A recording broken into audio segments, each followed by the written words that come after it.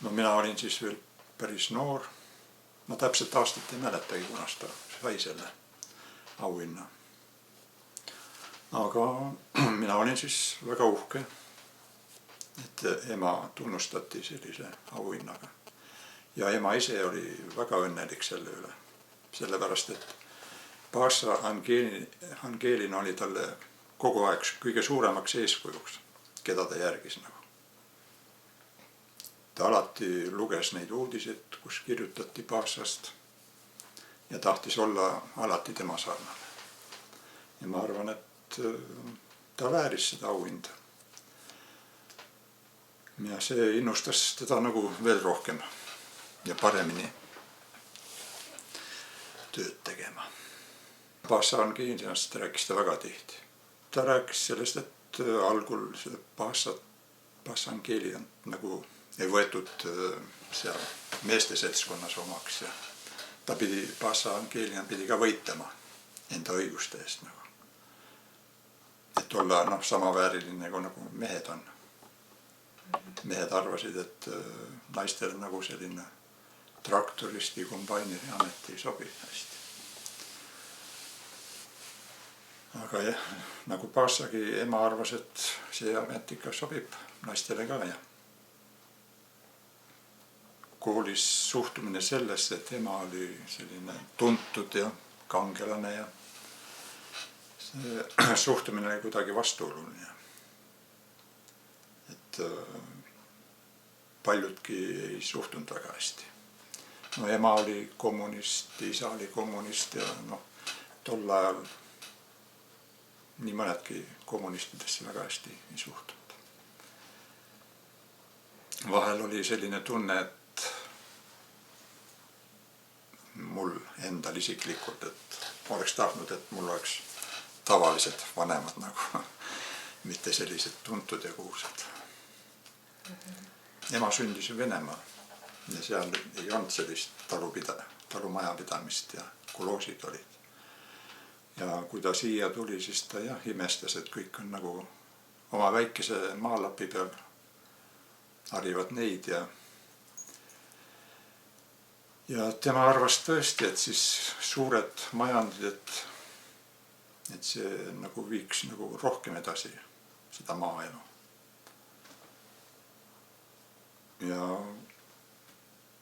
nende väikeste lappide peal vilja koristada oli ka päris kehva nagu tema. Ta ikka tahtis nagu suuremaid põllumaid, siis parem töötada.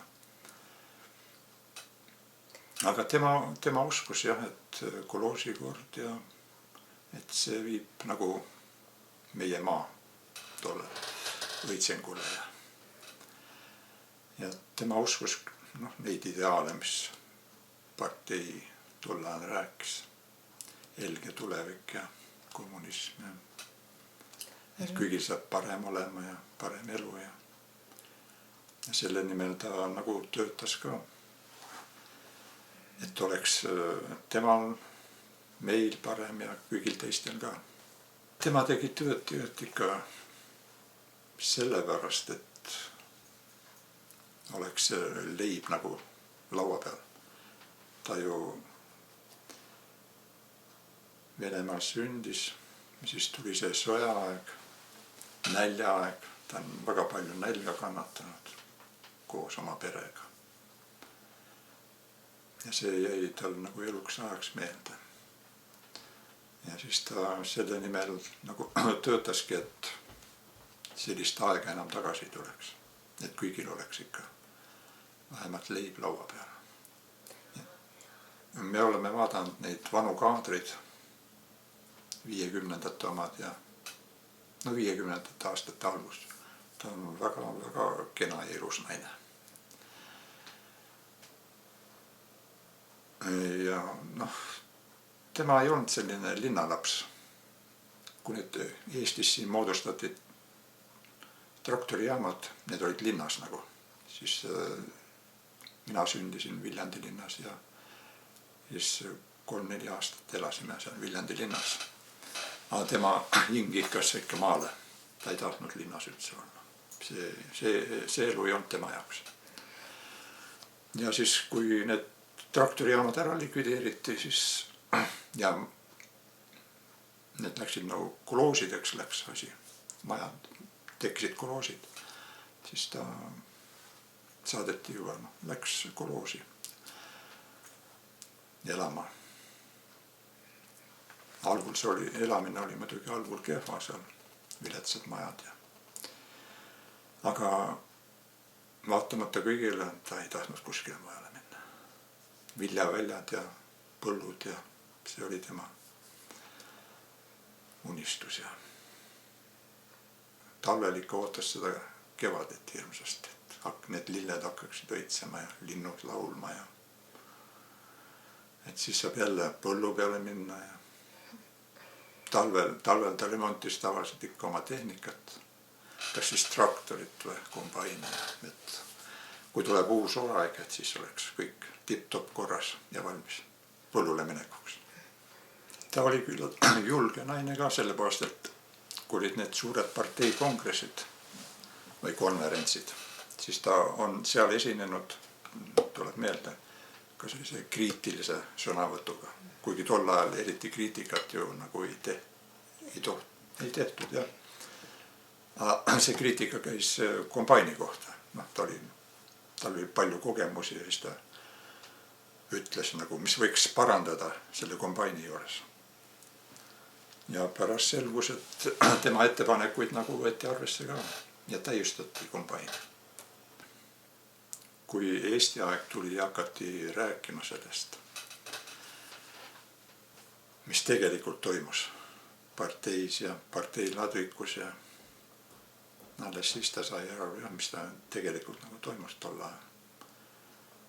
Ja ta oli siis väga pettunud tegelikult, et tal olid oma ideaalid, eesmärgid, unistused ja siis nagu kõik kadus nagu ära, et mille nimel ta siis niimoodi tööd tegi. Endale mõtles vähem kui riigile niimoodi rahvale. Tema tahtis, et oleks riigil ja et oleks rahval ja ta mõtles nagu nii suurelt. Ja seda paljud ei mõistnud seda. Ausalt öeldes mina ju olin siis ju 10-aastane. Või polnud sedagi, me olin sügisel sünnipäev.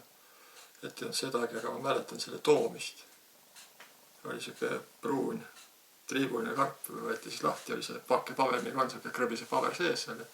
Võeti siis lahti, et ja päris raske oli ikka poiss, kes endist tõsta. Mis tunded sind siis valdasid? No eks mul omal südames oli kogu aeg selline teistmoodi tunne, et minu ema ja isa ja kõvad tööinimesed ja tuntud inimesed ja lapsepõlves nagu enda jaoks oli ta nagu tavaline. Nad ongi niimoodi. Kuidas koolis suhtuti? Kui ma nüüd olen mõtlenud selle peale meie kohtumise siin, ausalt öeldes ega väikene siukene opositsioonis olek oli, kui nagu tänapäeval seda kasutada.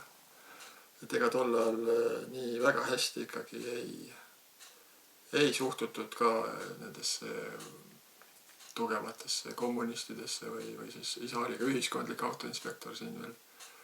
Ega andis teinekord tunda see asi. No võib-olla päris poiskasena, ma teen järgi, aga võib-olla. Aga mis oli ka tollal huvitav näiteks, mis nüüd ette tuleb, et tollal maakonnaleht, Teekommunismil oli meil tollal, näiteks kirjutas ju künni ajal, kirjutas kõvematest kündjatest, viljakoristuse ajal kõvemat viljakoristajad oli, edetabelid olid lehtedes. Nii kui tekkis väike võrdlusmoment, lausa maakonnalehes niimoodi kirjutatakse. Aga nüüd on kuidagi ainult maaleht on ju selline, mis enam-vähem muud lehed ei kajasta üldse mitte midagi. Kus miski koristus läheb, isegi Sakalas on väga vähe seda. Ja maalt järjest inimesed lähevad ära pidevalt siin ümberringi. Kes on kõvemad talud ja sellised väiketalusid ei peeta enam. Me siin oleme talle pärastki ütlenud, et vaatame, kus välja nüüd jumal noor, kena neiu, mis pole väligust. Huvitav, miks ta nii madal enesehinnang siis oli? Vot see oli tõesti natukene jah, et tal oli see paraku natukene madal või selline. Aga samas sai ju kõigega hakkama sellise elu elas. Ka ja huvitava elu, et on niimoodi. ka 86 aastani välja elada ilusti. Käis metsas veel viimane talvgi, kes metsas veel jookse pani kokku ja aitas mul puid koondada. Mina tulen ka, siis vägisi koduiksu taetud, et ei tule sa rohkem, kukud siin okste peale. Siin päevikutest on ikka lõigatud välja neid ajakirjadest linnud, lilled pandud kokku ja siis sinna otsitud juurde vastava teemalisi luuletusi ja tema üks hobi oli niisuguste korjamine, tegemine päeviku vahel ja keegi siin kirjutanud, teinud neid asju ja päris lilled ja loodus ja mis viimased aastad või üle 10 aasta isegi või rohkem oli tal fotograafia, siis sai ikka kogu aeg filme viidud ilmutusse, jälle pildid toodud, jälle filme toodud ja pildid viidud ilmutusse. Ta pildistas küll ja igasugust talvist loodust ja õhtust ja hommikust loodust. Väga ilusaid pilte tegi.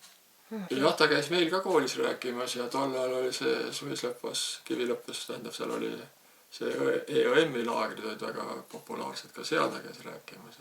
Ja kui ta veel saadik oli, siis ta kohtus ju valijatega ja eks ta sai nii mõnegi asja lahendatud seal. Võib-olla mõnel sai kergemini uus katus peale või uued aknad ette või vanemad inimesed. Kuigi ta värastades ka, et eks meil on nagu istungid ikka, et 100% peaaegu, et kõik tõstavad ju kätte ega samamoodi. Aga see, kus kohapealselt töötad, ikka reaalselt maakonna piires. Ütleb niimoodi võib-olla, et ei ole sellist momenti nüüd meeles, et oleks nüüd rõõmust lakkekargandust. Mõni aeg hiljem tuli kohe sotsiaalminister käskiri, et tema privileegid on kõik tühistatud. Kas või selline asi, et maakonna piires ühistranspordiks sõit näiteks. Suurt rõõmutsemist ei olnud, aga muidugi meeldiv oli, et Eesti vabaks sai olla noortel oli see rohkem veel, et praegu. Aga jah.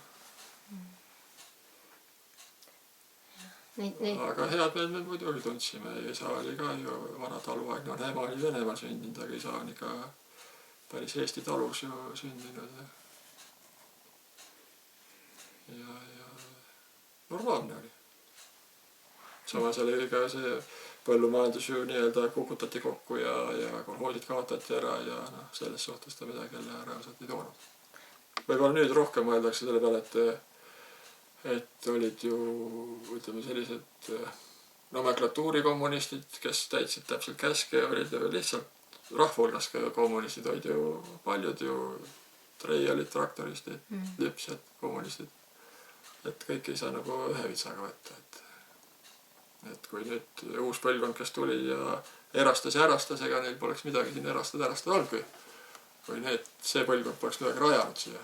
Me vaidlesime emaga isegi niisugustel teemadel kausalt öelda, et see töökangelane ja palju teinud. Saad see 6 aega kombaini peal ära või künnad küllad traktoriga, aga see karjanaine, kes seal, ütleme, talvel tali otsev kirvega raiub sealt siloaugust lahti, käsikäruga loomadele ette veab ja ükskõik mis ilm on, hommiku kell 5 või õhtu kell 8, eks ole.